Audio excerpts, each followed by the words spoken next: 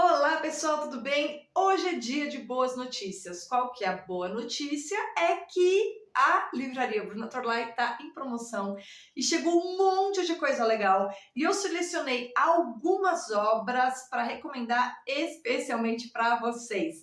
Algumas dessas obras me foram enviadas diretamente pelo editor, como o caso desta aqui, tá? O próprio Telmo Diniz, que é o editor, assim, o cara faz tudo sozinho. E ele tem a editora Saquarema, que vai publicar uma série de obras críticas, etc., ensaios, mas ele tem um selo que é só HQ. E esse selo já começou bem publicando Esperanças Destroçadas. Hoje eu vou só falar sobre esse livro para você. Porque, cara, você quer entender o que é ditadura, por que China é um problema, por que é que você ter capitalismo de Estado não necessariamente tem liberdade? E quando eu falo de não ter liberdade, significa que, assim, se você vai numa praça para se manifestar e dizer para o primeiro-ministro, querido, as coisas não estão indo bem, vamos conversar, o cara te manda um tanque na sua cabeça, tá? Isso é ditadura. E você pode ter capitalismo de Estado, você pode ter abertura econômica, como eu sempre falo aqui.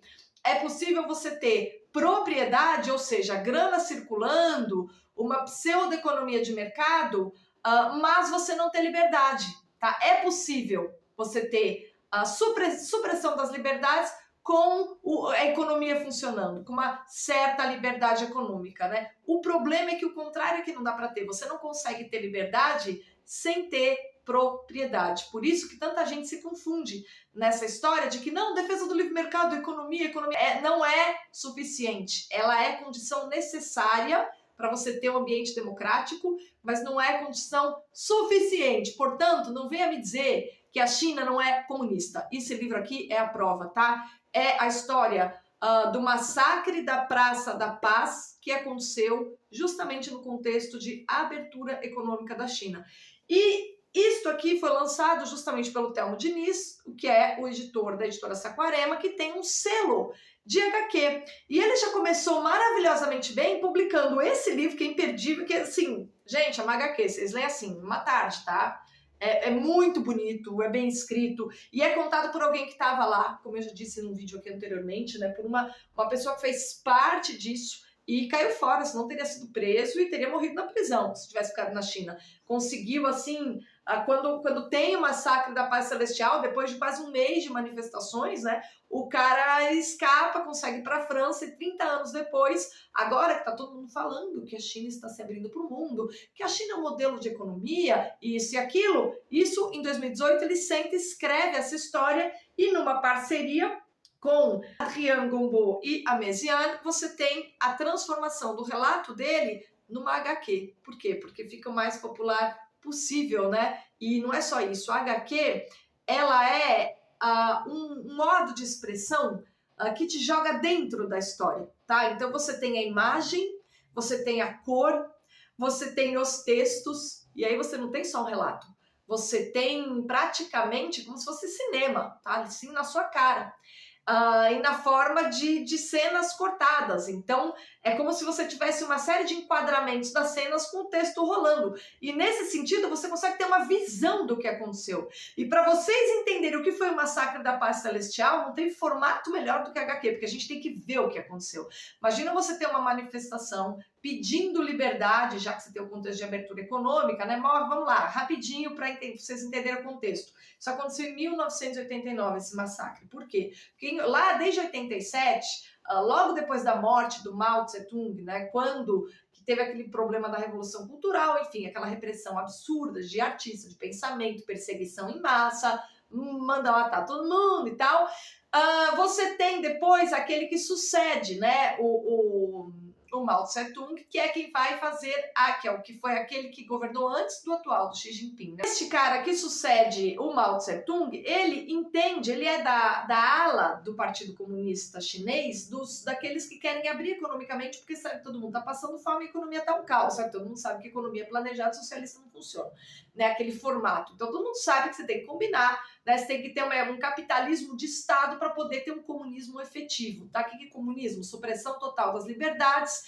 sociedade coletivista, tudo feito de cima para baixo, o Estado impõe os indivíduos como máquinas, vão acedendo, os indivíduos são vistos pelo Estado como engrenagens de uma máquina que funciona, mas cujo poder de escolha está concentrado nas mãos de um partido. Isso aí é comunismo, não venha me dizer que porque você tem um capitalismo funcionando, não tem comunismo lá na China, tá? Isso é simplesmente uma falta total de sensibilidade para as almas massacradas e as esperanças destroçadas que a gente vê em qualquer regime comunista, de Cuba à China. E aí, a partir de 1987, você tem um começo de manifestações. Você tem gente se manifestando.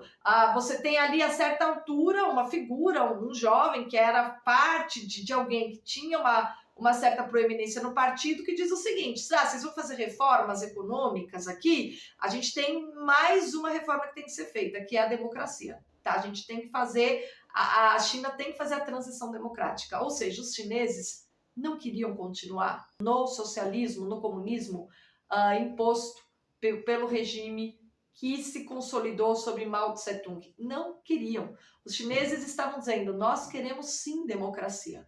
E se mobilizaram. A primeira pessoa que abre a boca é presa, vai em cana. Aí uma mobilização enorme, tá? Na praça Tiananmen. Por que essa praça Tiananmen ela é tão significativa e por que lá que aconteceram essas manifestações? Justamente porque ela é o símbolo da Revolução Comunista. Tá? Todos os prédios estão lá, prédios do governo, monumentos, tudo que simboliza a nova China tá nessa praça. Então, essa praça é o lugar mais simbólico da China, é o lugar onde se exprime tudo aquilo que a política chinesa significa. E aí, essa praça lota quando prendem aquele que pediu democracia. E aí os debates continuam, e vão chegando livros, vão chegando novidades, vai chegando a música do Ocidente. E entre 87 e 89 teve um amplo movimento que um monte de informação foi chegando na China, um monte. A certa altura, em 89, quando há dentro, a gente tá aquela briga, né, reformistas ou aqueles que querem continuar a China da economia planejada e tal, tá aquela briga dentro do partido, há uma figura, né, que é pró-reformas completas, ou seja, ele quer inclusive fazer a transição democrática, ele defende isso lá dentro. E aí uma série de jovens estudantes, as pessoas que estavam mais antenadas com o que estava acontecendo, fala: cara, a hora é agora. E começam a fazer manifestações, né? Tem o estopim, que eu não vou estragar a história, vocês vão ler, tá? É claro que tem fatos simbólicos que vão acontecendo, que vão gerando, assim, os primeiros encontros e manifestações. Mas o que importa é que é o seguinte: pelo fato de eles terem a esperança de pressionar o governo para introduzir as reformas democráticas, eles começam a se manifestar assim, e encher a praça, E aí vai acontecendo vários fatozinhos que vão ampliando cada vez maior a massa de jovens que estão ali pressionando pacificamente, enquanto a propaganda chinesa, vocês sabem como é propaganda comunista, né? Onde tem comunismo, tem uma máquina de propaganda operando, para quem não sabe ainda. Então a propaganda comunista chinesa estava falando para o mundo que tinha um monte de arruaceiro na praça, enquanto os caras estavam lá pacificamente, simplesmente se reunindo em massa para demonstrar que a vontade dos chineses da transição democrática era ampla, porque é para isso que serve a manifestação, é uma amostra do espírito, né, tá, que move a sociedade toda, o povo. Então eles estavam fazendo isso, por quê? Porque eram estudantes, tinham tempo livre, etc. Não estavam ali trabalhando, estavam em Pequim, estavam todas nas universidades. Esse era o ponto. E aí essas manifestações, elas vão ficando grandes, até o ponto que tem 1 milhão de pessoas na praça Tiananmen, e o governo começa a se preocupar. Mas nada é feito. Eles não são recebidos, eles não são acatados, em nenhum momento o governo vai lá, conversa, negocia, nada. Nesse contexto, tem um certo momento, né, que o disseminador da perestroika na União Soviética, né, o senhor, assim, o símbolo da abertura econômica na União Soviética, vai encontrar o Deng Xiaoping, que é o cara que veio antes do atual, do Xi Jinping, né, que estava nesse momento, que foi quem fez a abertura econômica, porque sabia que a China estava morrendo de fome, ia ter que mudar essas coisas. Ele vai se encontrar para eles falarem justamente de abertura econômica. E nesse momento é terrível, porque os estudantes estão na praça pedindo mais que abertura econômica, estão pedindo transição democrática. E aí o cara se encontra com ele ali, faz uma foto escondida. Então acontece 1000 coisas que vão irritando o Partido Comunista Chinês.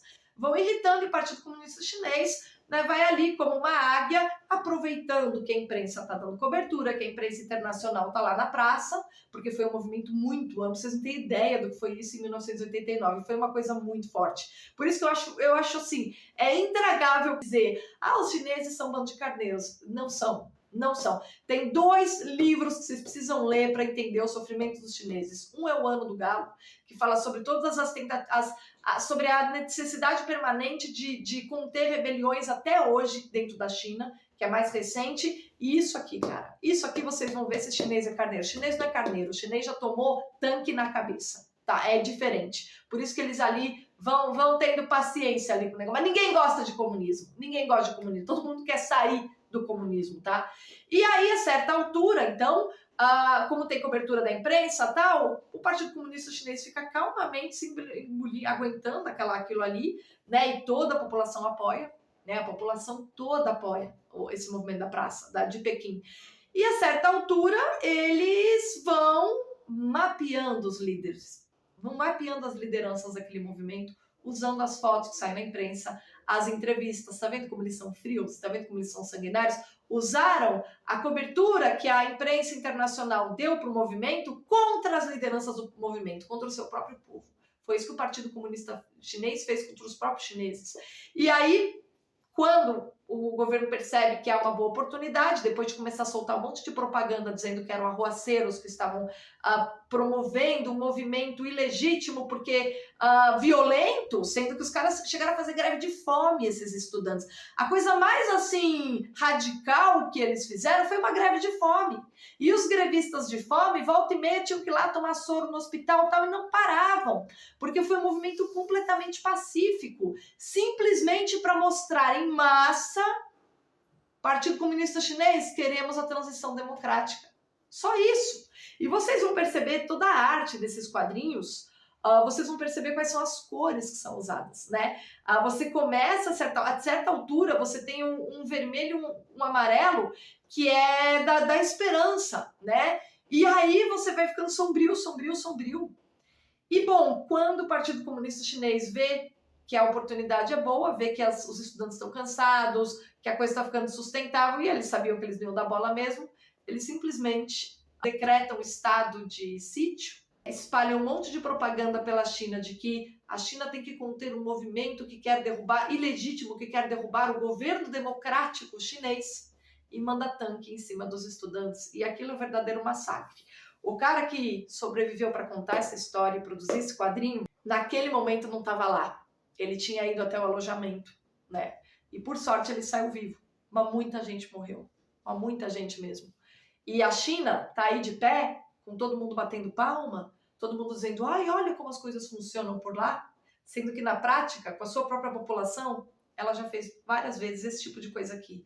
E ele escreveu isso aqui justamente para jogar na cara dessa China que quer se exibir para o mundo hoje, tá? É porque entrou na OMC, porque faz comércio com o mundo todo, porque o Xi Jinping tem aí o projeto da Rota da Seda, porque ele viaja para lá e para cá tendo parceiros comerciais. Esse livro aqui é para mostrar para o Xi Jinping, desde 1989 o povo chinês está pedindo a transição democrática. Você vai fazer isso ou você vai ficar aí só fingindo que você se importa com liberdade nesse discursinho econômico, tá? E esse livro também é mais um argumento para vocês todos entenderem que quando os conservadores falam não só de reformas econômicas, de diminuição do Estado, etc., mas também de liberdade, é porque a gente sabe muito bem que a propriedade ela é condição necessária para a liberdade, mas a liberdade política é a grande finalidade.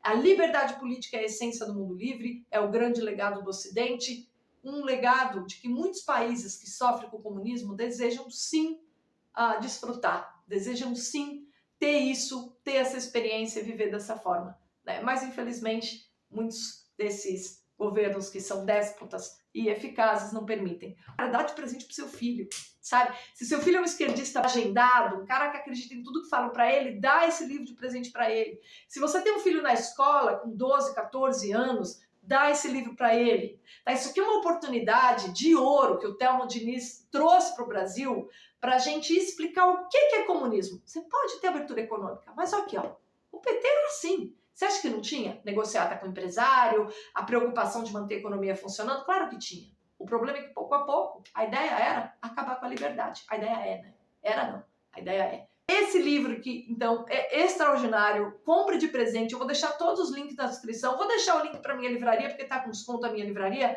Talvez, e o desconto vai até semana que vem. Talvez ele esgote. Então, eu vou deixar também o link da Amazon para você comprar na própria editora. E eu vou te dizer, não precisa comprar na minha livraria. Compre onde tiver o preço melhor. Eu só quero que você compre esse livro e dê de presente para alguém. Alguém que ainda não entendeu o que é o comunismo, tá bom? Amanhã eu venho com mais recomendações. Obrigada pela companhia e até a próxima.